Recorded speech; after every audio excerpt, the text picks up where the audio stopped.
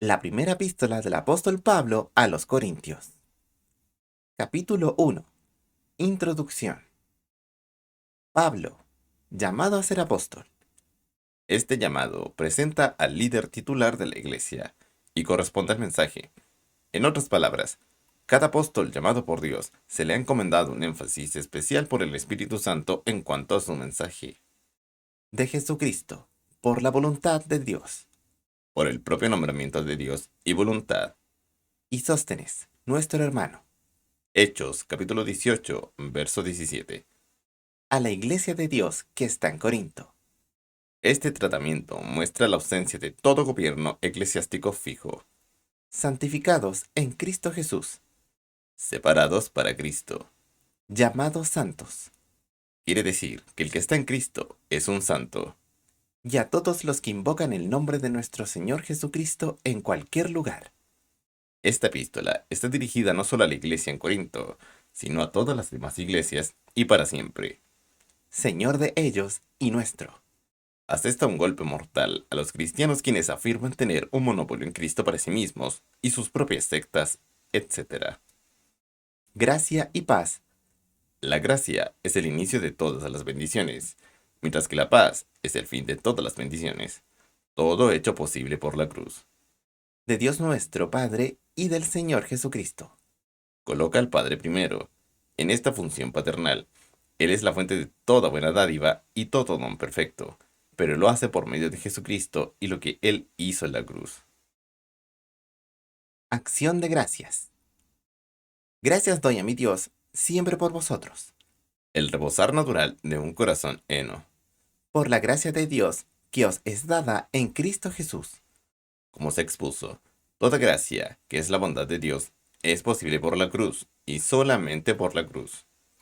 Que en todas las cosas sois enriquecidos en Él. Tiene la intención de exclamar la fuente de toda cosa buena, quien es Cristo Jesús, en toda lengua. No se refiere al don de lenguas como algunos piensan, sino más bien a todas las promesas de Dios que Él ha anunciado o dado desde el principio. Y en toda ciencia, así como el testimonio de Cristo ha sido confirmado en vosotros. Lo que Cristo hizo en la cruz se había realizado en las vidas de algunos de estos corintios. De tal manera que nada os falta en ningún don. No está limitado a los 9 dones del Espíritu, sino más bien cada una de las cosas dadas por el Señor, para las cuales Él pagó en la cruz. Esperando la manifestación de nuestro Señor Jesucristo. Corresponde al arrebatamiento de la iglesia. Primera Tesalonicenses, capítulo 4, versos 13 al 18. El cual también os confirmará hasta el fin. Se refiere al poder conservador de nuestro Señor Jesucristo, que es hecho por el Espíritu Santo, con tal que el creyente siempre haga de la cruz el objeto de su fe, para que seáis sin falta en el día de nuestro Señor Jesucristo. De nuevo, solo se puede alcanzar esta vida por la fe constante en la cruz de Cristo. Fiel es Dios, una expresión favorita entre los judíos acerca de la integridad de Dios. Segunda a Corintios, capítulo 1, verso 18. Primera a Tesalonicenses, capítulo 5, verso 24.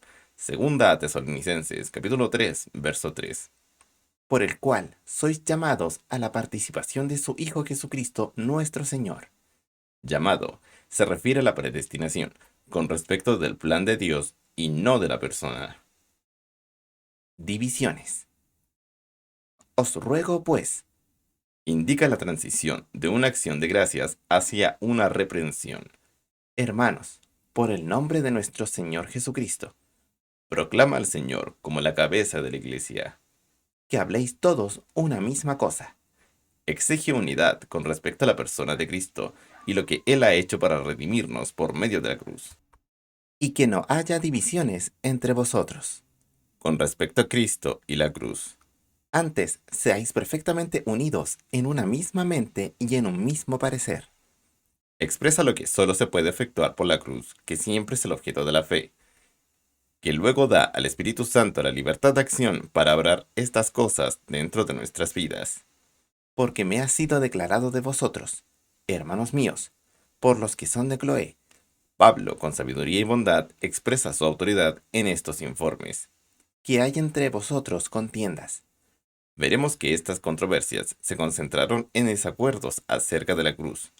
Quiero decir, que cada uno de vosotros dice, se refiere a una manera agresiva. Yo cierto soy de Pablo, pues yo de Apolos, y yo de Cefas, Simón Pedro, y yo de Cristo. En efecto, este último grupo estaba diciendo que no necesitaba predicadores, lo que es incorrecto. ¿Está dividido Cristo? ¿Hay un Cristo bautista, un Cristo pentecostal o un Cristo apostólico? La respuesta es un tajante no. ¿Fue crucificado Pablo por vosotros? El apóstol reprende el partidismo, que se relacionaba a su propio nombre. ¿O habéis sido bautizados en el nombre de Pablo? Expresa la idea de que él nunca tuvo la intención de apartar a los discípulos para sí mismo, sino más bien para Cristo. Doy gracias a Dios, que a ninguno de vosotros he bautizado, sino a Crispo y a Gallo. Si el bautismo en agua es esencial a la salvación, como algunos reclaman, no creo que Pablo hubiera anunciado descaradamente que solo había bautizado a estos pocos, como lo hizo aquí. Para que ninguno diga que habéis sido bautizados en mi nombre. Nada se debe hacer para apartarse de la lealtad a Cristo. Y también bauticé la familia de Estefanas.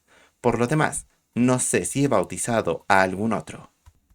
Nos informa que la inspiración de los apóstoles en escribir las escrituras no compromete la infalibilidad mecánica que se le atribuyó a ellos por el dogma popular. Porque no me envió Cristo a bautizar, nos manifiesta una verdad cardinal, sino a predicar el Evangelio, la manera en la que se puede ser salvo del pecado, no en sabiduría de palabras. El intelectualismo no es el Evangelio, para que no sea hecha vana la cruz de Cristo. Nos dice claramente que la cruz de Cristo debe ser siempre el énfasis del mensaje. La sabiduría. Porque la palabra, en el griego logos, se traduce como el mensaje de la palabra. De la cruz es locura a los que se pierden.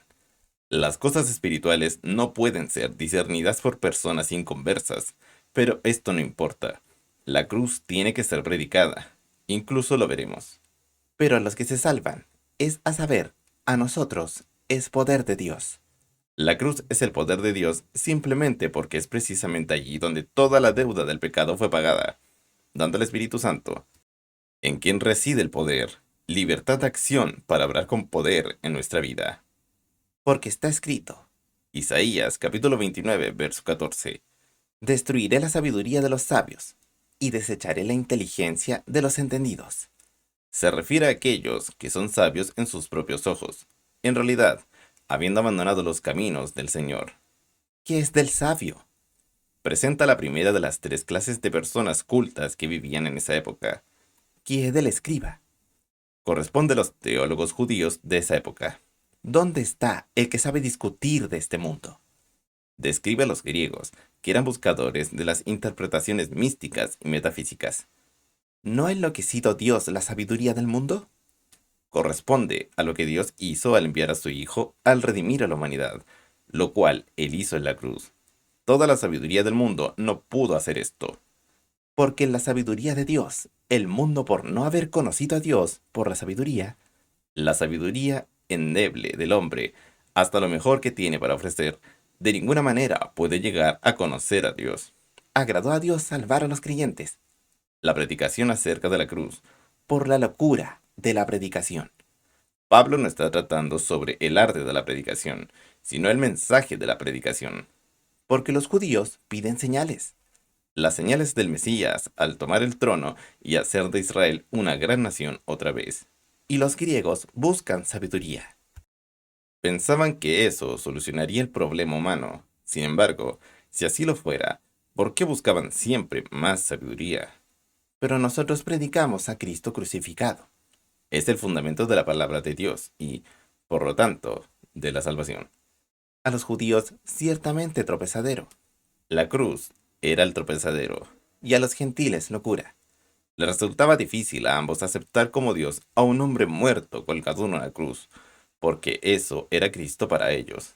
Mas para los llamados, aquellos que aceptan el llamado, ya que la totalidad de la humanidad está invitada. Juan capítulo 3, verso 16. Apocalipsis capítulo 27, 22, verso 17. Así judíos como griegos. Significa, en realidad, a los judíos y a los gentiles. Cristo, el poder de Dios.